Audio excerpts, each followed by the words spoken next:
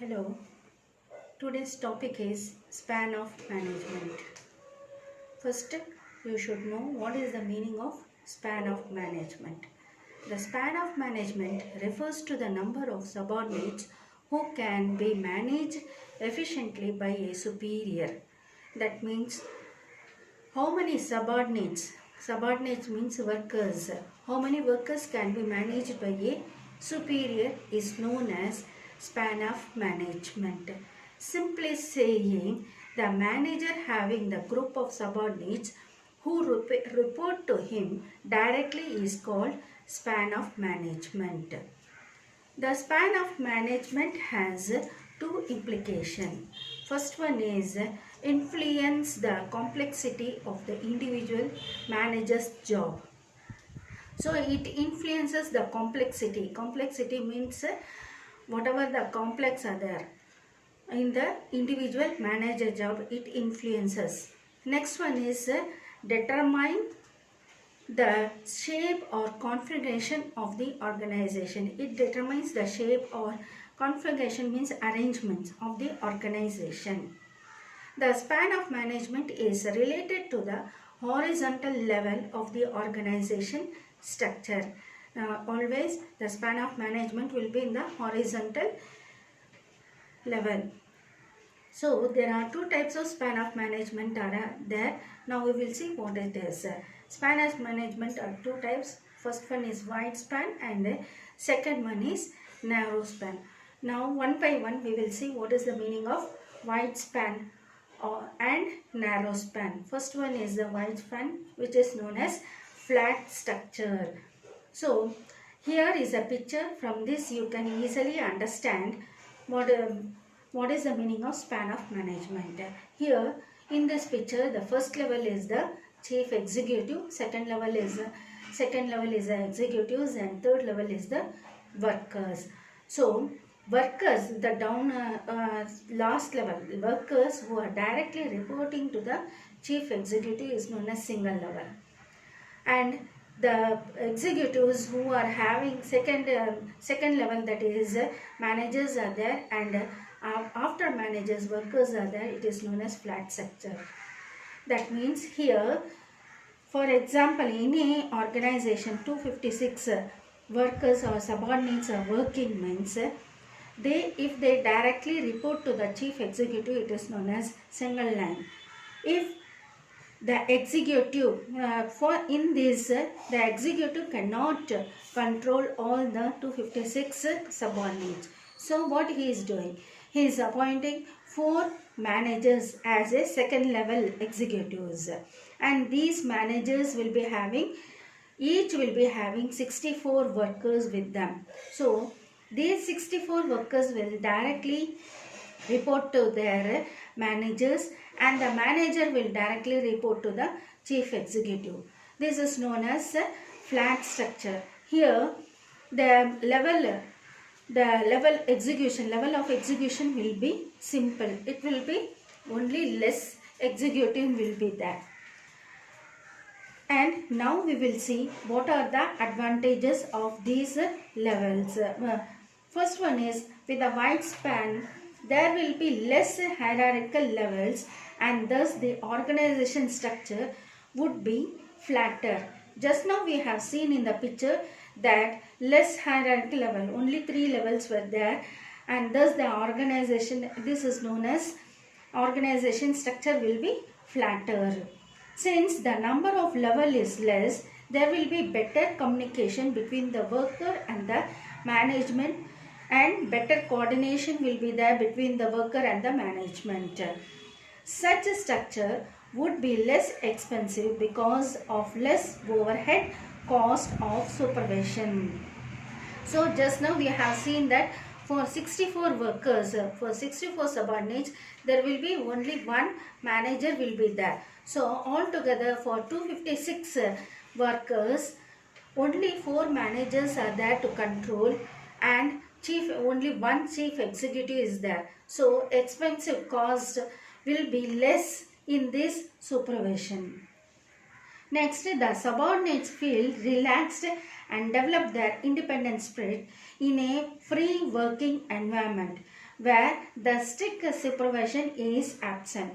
So the subordinates can feel free to work in this organization because there will not be any strict supervision. Why? Because means for each manager 64 workers are working under his control. So it is very difficult for a person to control all the workers. So it becomes, so the subordinates feel relaxed to work in the organization. Next, we will see that what and all are the disadvantages. First one is, in case of flatter organization structure where the span is wide, lead to more complex supervisory relationship between the manager and the subordinate. That means, just now we have seen 64 workers are there under one person, one manager. So it becomes very complex for the manager to look after each subordinate. Next, it will be very difficult for a supervisor to manage a large number of subordinates at a time and also may not listen to all efficiently. So he cannot listen to all of them efficiently. Next, supervision will be able to devote sufficient time in directing each and every subordinate. So they will not be, supervisor will not be having sufficient time to direct each and every subordinate. So this and all are disadvantages of the wide span control. Next, we will see the tall structure, that means narrow span.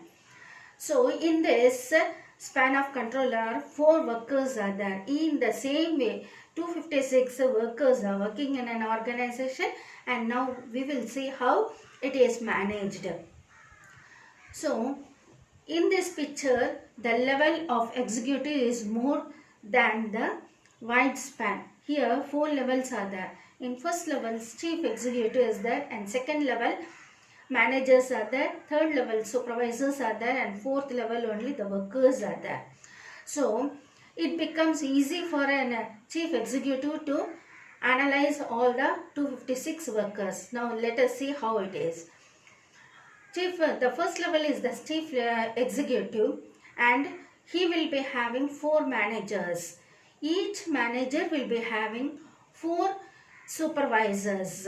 So these supervisors will be, each supervisor will be having 4 workers. So by the calculation, each manager in the second level, each manager will be having 4 supervisors. So altogether 4 into 4, 16 supervisors will be there in the third level, and these 16 supervisors will be looking after all the workers. So altogether 64 workers will be there for each level, each level of the manager, second level manager. For example, for first in the second level, first manager will be having 64 workers under his control by 4 supervisors. Second manager will be having 64 workers by 4 supervisors, like that. All the 4 will be having 256 workers altogether under their control. So these 256 workers will be directly controlled by their immediate superiors, and these superiors will be directly controlled by the managers, and managers will be controlled by the chief executive.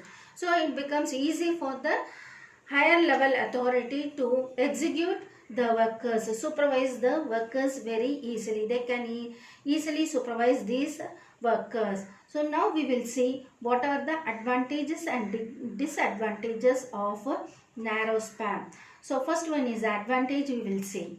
In advantage, the narrow span of supervision has the benefit of better personal contact between the supervisors and the subordinates. So each supervisor, as we have seen in the third level, there are 16 supervisors will be there. So each supervisor will be having only 4 subordinates. So it becomes easy for them to control all the 4 subordinates. Next one is, it facilitates a tight control and close supervision. So the supervisor can easily supervise their immediate subordinates. Next, tall organization structure gives sufficient space to an executive for developing relations with the subordinates. So, executive can develop better relations with their immediate subordinates.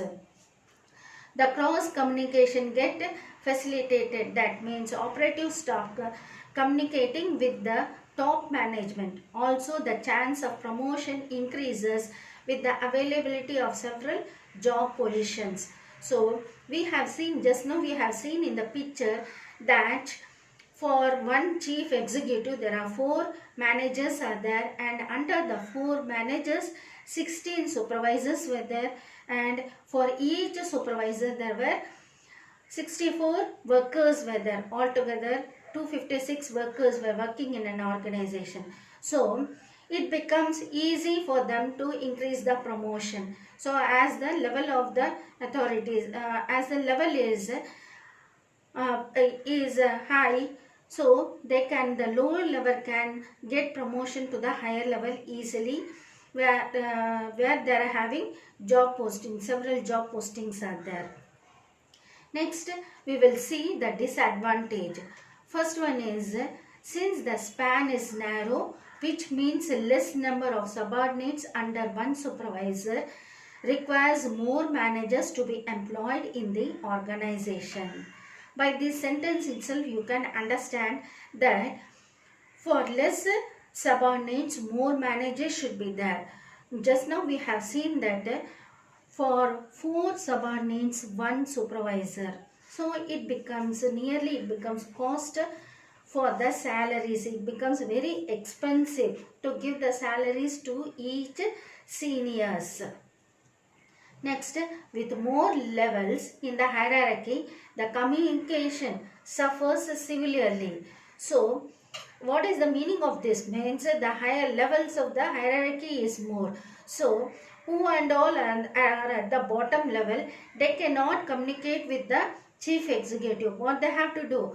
Whatever the grievance is there, they have to communicate to their immediate superior only. The supervisor will communicate to the manager, and the manager will communicate to the chief executive. So it takes time to for the communication. It takes a lot of time to reach the appropriate points, and hence the action get delayed. Next, lack of coordination and control, because the operating staff is far away from the top management. Where in the tall structure, that means in the narrow span there will be many levels will be there. So it becomes a lack of coordination will be there between the operating staff and the top management. So this and all are the advantages and disadvantages of the span of management. I hope you could have understood what is the meaning of span of management, and how many types of span of management are there, and what and all advantage and disadvantages are there in the span of management. By this, we are completing this lesson. Thank you, children.